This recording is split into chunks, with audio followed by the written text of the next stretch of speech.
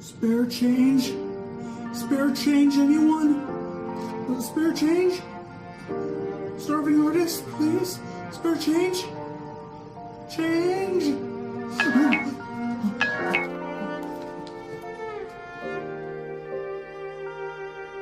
Why, hello there, Mr. Fox.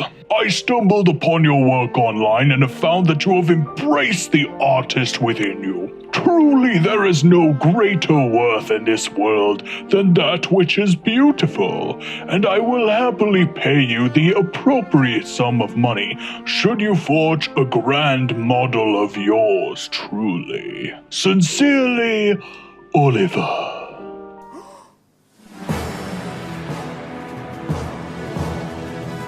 Before we get started, I just want to give a huge thanks to Storm, who pledged to my Patreon and was the one that requested that this character be made. Thanks a bunch, Storm. Your support is very much appreciated. And just so everyone here is aware, all of you are free to request whatever characters you would like to see down in the comment section below. But if you want to guarantee that your character is chosen, you can do so by pledging $5 to the Patreon. Oliver is a character from the Fire Emblem series, specifically the games Fire Emblem Path of Radiance and Fire Emblem Radiant Dawn. I won't pretend that I know that much about Fire Emblem. The only game in the series I ever owned was Fire Emblem The Sacred Stones on the Game Boy Advance, and I have played a little bit of Fire Emblem Awakening on my friend's 3DS. However, what I remember very fondly about Fire Emblem was the idea of permanent choice. Depending on what you can do, you can befriend enemies, lose allies, and change the general direction of where the characters end up. And those changes are permanent. When a party member dies, they are dead for good, which makes the battles in the game that much more intense. In the case of Oliver, I know that he can be fought and killed by the player as an enemy, but he can also be recruited as an ally, assuming that he sees a certain member of your party. Oliver is the human manifestation of pride and vanity. Every ground he steps on is made holy. Anyone who looks upon him can merely stare in reverence. He values what he considers to be beautiful above anything else in the world, and anything that he considers ugly is beneath the very ground itself. Enough with the formalities. Begin working on capturing my beauty. Okay, you're right. As I mentioned in the last episode of this series, I always try to grab as many reference pictures as I can when creating any fictional character. Oliver's case was a little difficult at first because most of the detailed angles I've seen of the character were illustrations that showcased mostly the front. There were a few screenshots from the video game that I captured, but they were so low res that they were almost unusable. I was very lucky, however, to have come across concept art of various Fire Emblem characters, one of which included the man, the myth, and the legend himself, Oliver. So once I had the concept art lined up to the front and side views, I start working on the head. I started by creating an empty polygon and I start forming each polygon individually, sort of like applying the concept of drawing with connect the dots. I also have it inside of a symmetry object, so that way the polygons I make are automatically mirrored from the right side to the left side. I always start with low polygons as well, so that way it is easy for me to make adjustments early on in the modeling process. The more I start to form the head, the more polygons I'll eventually add and cut in via the knife tool, just to add more detail. I'll also place the object under subdivision surface in order to smooth it out and add even more polygons. I mentioned this in the last video, but when dealing with hand-drawn references, it's important to be slightly loose with these references, especially for the side view.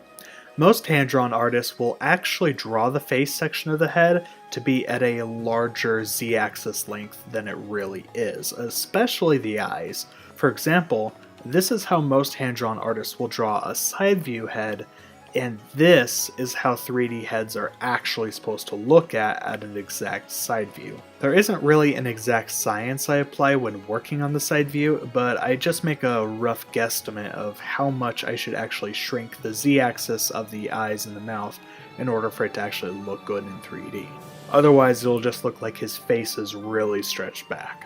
While I was working on the head, there were plenty of times where I would second guess myself and wonder whether or not the head was actually going to look accurate to the model. This can be especially hard to pinpoint early on if a character's defining feature is in their hair or eyes, and especially if it's facial hair. Once I create a head that I think looked a little bit like Oliver's head, that's when I started building Oliver's mustache.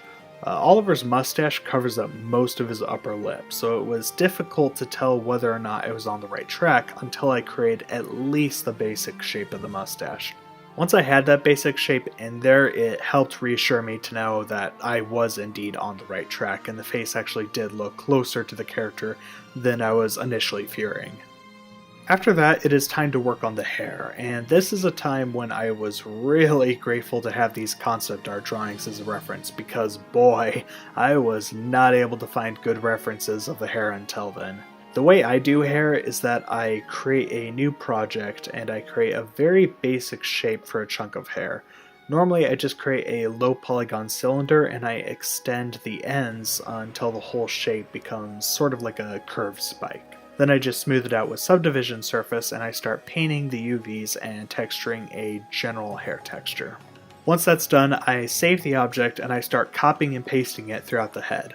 And because the base individual hair objects are low poly without the subdivision surface, I can easily make big adjustments to get the hair to fit how I want it. There's a lot of trial and error in this process and it does become fairly tedious, but it should look good by the time it is all said and done. Next, I start working on the body. While I have an easier time creating polygons individually for faces, I don't really do the same thing for any of the other parts of the character from here on out. For the body, I create a relatively low polygon cylinder and I simply start extruding out the top and the bottom, and then I just adjust the X and Z size axis. I create more cylinder objects for places like the neck area and the arms, and then I just connect all of the cylinder objects to become one single object. At that point, I start filling in the gaps between the objects by creating polygons that link them together, sort of in a connect the dots kind of fashion. As I am doing this, I will also use the knife tool to add additional lines of polygons whenever they may need it. Once I have the basic shape down, I make adjustments until I get it to look just how I want. There is no set rule or math for how I do this, it's really just trial and error. What I did for the skirt was that I took the bottom polygon of the shirt and I just sort of extruded it outward to form a basic skirt shape. Then I use the knife tool to create more polygons and then I just delete the ones that I don't want. The cloth around the waist is made by copying a row of polygons from the body and then working from there like I do with most cylinder objects. I created new polygons from scratch for the ends of the cloth up until I'm able to connect them with the rest of the cylinder cloth object. Afterwards, I started creating the rest of the gold patterns that line up throughout his torso. Here, I simply created polygons from scratch to match the pattern that is found in the reference. Then I adjust the polygons at the Z-axis to just help it relax a little bit into the shirt, and then lastly I extrude the polygons forward to give it the depth of a 3D object. Next come the shoes. So for the shoes, I start by creating empty polygons from the bottom view in order to form a basic shape of the sole. Then I extrude those polygons upward and I just start to adjust from there. Pretty straightforward. What is a little less straightforward is the hands. So for the fingers, I begin by creating 5 separate low polygon cylinder objects, and I adjust each cylinder to match up the fingers in the reference as close as possible. Then I fuse them together in one object, and I start creating additional polygons in order to connect everything. I also created an additional cylinder object for the arm, and I fused it with the other objects so that I can start forming something resembling an actual hand. After that, it's the same thing as before, using the knife tool to create more lines of polygons that I can use to mess around with and finish molding the hand. Once I'm satisfied with the hand, I will finish it by copying the polygons at the end of each finger and use them as the base for fingernails. The ruff that comes out of the arms was formed by, you guessed it, taking a cylinder and adjusting the points from there. It has become readily apparent upon going through this footage that whenever I use any kind of primitive object, cylinders are easily the most used. One of the more complicated parts of the model to work on, apart from the head, was the green cloak that Oliver wears. The complexity was mostly in how many layers of cloth were actually used, and trying to work on each piece individually. First, I started by creating empty polygon objects that were mirrored with a symmetry object. I begin by modeling the shoulder cloth and allowing it to clip a little bit into the T-pose arms, at least for now before I rig it. I want to make sure that first and foremost that the model looks natural when Oliver's arms are actually going to be relaxed, which will more than likely be the default pose when he is actually animated. Plus, it will make UV mapping and texturing the object a lot easier. I ended up creating all of these cloth pieces from scratch instead of using actual primitive objects. I also used the knife tool to create a lot of wrinkles to try to give it more of a cloth-like feel. This same process was used for all of the cloth objects, and so while it is slightly complex and it took a while to do and I have a lot of footage of it, there isn't really a whole lot more that I can say about the process behind modeling these objects. However, once everything was modeled, I immediately started UV mapping. UV mapping is probably my worst nightmare. It is easily my least favorite aspect of 3D character creating, and it is because of how tedious it is. Cinema 4D will automatically generate UV maps for you, but very rarely will they actually be very practical for what you want to do. So I need to take each point in Polygon and adjust them around until they look like something that I can reasonably paint over. It's almost like having a weird puzzle game where you have hundreds of pieces and you just need to scatter around and move them individually. Once I'm finished UV mapping, that is when I will start texturing. This is done by a combination of using the default texture editor in the software and using Adobe Photoshop. Generally what I do is I'll create the basic sketch of the shapes and patterns so that way I can just get a good look of how they look in the 3D objects, and then once I have that general shape or sketch, that is when I'll save the texture and I'll bring it into Photoshop to make it look nicer and finish it up. I had to take a lot of stuff into Photoshop for these textures because of how precise the designs of the patterns were. The same thing was also done for texturing some of the detailed patterns in the rest of the clothing, such as the skirt or the ends of the arms.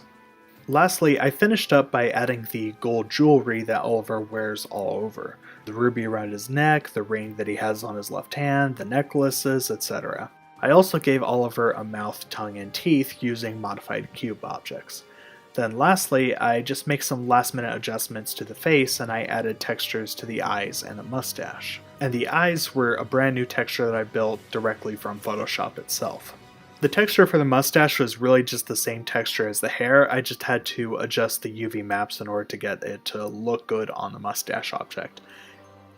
Next came rigging the model. I started off by creating a skeleton for all of the joints that I would want to be able to move, and then I joined them with the corresponding objects. Cinema 4D will automatically weight these objects, and it usually does a fairly good job at it, but even with that there will still need to be some manual adjusting to get it to look right. Adjusting the weights is done by selecting the skeleton joint that you're working on, turning off subdivision surface on the 3D objects, and then painting over the object according to what part of the model you want that joint to affect. For the facial animation, I actually use pose morphs instead of joints because I find joints to be extremely tedious to weight for faces. So with pose morphs, I create individual poses for the eyes, the eyebrows, and mouth in order to allow for a good variety of facial expressions. After the rig is complete, it is time for the animation test. So, without further ado, a true guardian of beauty stands with those who are beautiful. I cannot blame you for wanting to touch something so alluring as myself. You are permitted to fully admire the beauty called Oliver. Blessed with such radiance, I have no foes, only inferiors. It's like my brain is in a fog. I can never remember the ugly ones. and now I present to you the Great Oliver.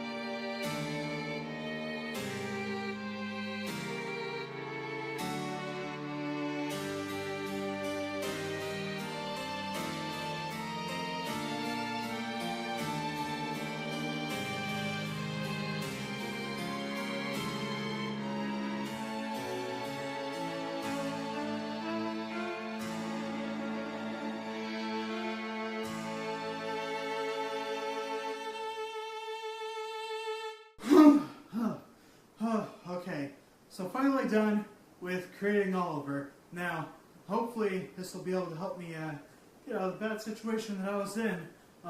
Let's see. Oh, Oliver just responded. Mr. Fox, I am gravely disappointed. Your attempts to capture my beauty ring hollow, as if you did this work only as a necessity to survive, rather than the pure, beautiful act of love. This work is not beautiful, and I shall remove it from memory immediately. From the truly beautiful man, Oliver.